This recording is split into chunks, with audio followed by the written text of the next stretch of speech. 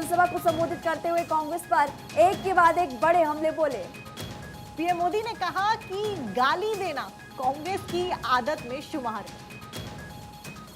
तो देखिए, मुझे कांग्रेस नेताओं ने 91 गाली दी। उन्होंने कहा, कुछ देर पहले आपको सुनवाया भी था, प्रधानमंत्री मोदी ने कहा कि गालियां एक नोट बनाकर लिखी जाती है और फिर मुझे दी जाती है। और इसके अलावा उन्होंने बाबा साहेब का भी जिक्र यहाँ पर किया कि बाबा साहेब को भी कांग्रेसियों ने नहीं बख्शा। तो फिर इसी तरह से आरोप, या फिर यूं कहे कि इसी तरह से गालियां मुझे भी दी जा रही। गाली देना कांग्रेस की आदत बन चुकी है। कांग्रेस ने अम्बेडकर को राष्ट्रद्रोही कहा था। आपको सुनवाते प्रधानमंत्री मोदी ने क्या कुछ कहा। हर उस व्यक्ति से नफरत करती है जो सामान्य मानवीय की बात करता है, जो उनके भ्रष्टाचार को सामने लाता है, जो उनकी स्वार्थ भरी राजनीति पर प्रहार करता है। कांग्रेस की नफरत उससे परमानेंट हो जाती है। अभी इस चुनाव में भी कांग्रेस ने फिर से मुझे गालियां देने का काम शुरू कर दिया है। मैंने देखा किसी ने उन गालियों की लिस्ट बनाई है और वो गालियों की लिस्ट मुझे दी है। अब तक मुझे ये कांग्रेस के लोगों ने 91 टाइम अलग अलग गालियां दी है। अरे कांग्रेस ने ये गालियों की डिक्शनरी में टाइम खराब करने के बजाय अगर इतनी मेहनत उन्होंने गुड गवर्नेंस के लिए की होती, कांग्रेस कार्यकर्ताओं का उत्साह बढ़ाने के लिए किया होता, तो आज कांग्रेस की ऐसी दुर्दशा न होती, ऐसी दयनीय स्थिति नहीं आती। लेकिन साथियों,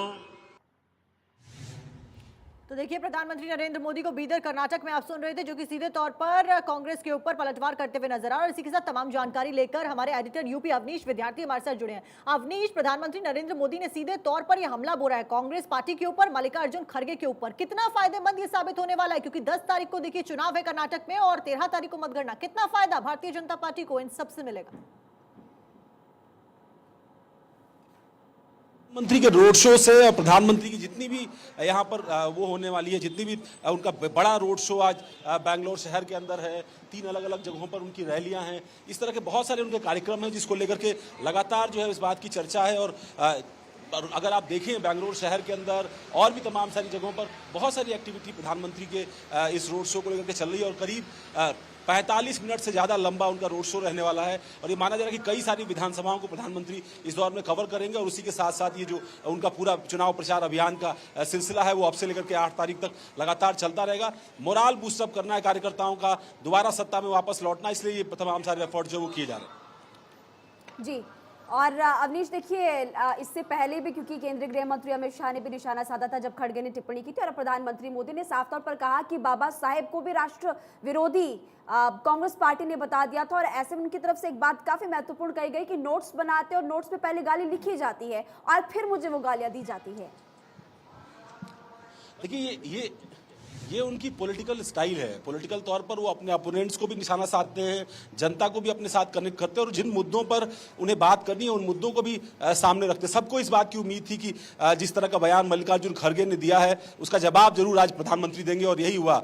जैसे ही वो कर्नाटक पहुंचे उन्होंने एक हमला जो है वो कांग्रेस पार्टी की तरफ किया है। खासतौर पर जो बयान दिया था मल्लिकार्जुन खड़गे ने, उसको लेकर के माना जा रहा है कि अभी आने वाले कुछ घंटों में उनके जो बयान आएंगे वो और भी तीखे प्रहार के तौर पर होंगे, और खासतौर पर जो है वो कांग्रेस पार्टी को लेकर के।